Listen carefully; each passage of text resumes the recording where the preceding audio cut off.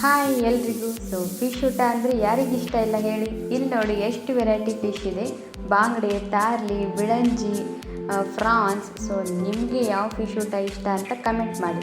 ಮತ್ತು ಇದು ಭಾನುವಾರದ ವಿಡಿಯೋ. ಭಾನುವಾರ ಬಂದ್ರೇ ಎಷ್ಟು ಖುಷಿ ನೋಡಿ, ಯಾಕಂದರೆ ಅವತ್ತು ನಂದು ವೀಕ್ ಆಫ್. ನಾನು ನೋಡೋಕ್ಕಂತ ಊರಿಂದ ನನ್ನ ಫ್ರೆಂಡ್ ಬಂದಿದ್ದು. ನಾವಿಬ್ಬರು ಸೇರಿಕೊಂಡು ಫಿಶ್ ಊಟ ಮಾಡೋಣ ಅಂತ ಓನ್ಲಿ ಫಿಶ್ ಹೋಟೆಲ್ಗೆ ಹೋಗಿದ್ವಿ.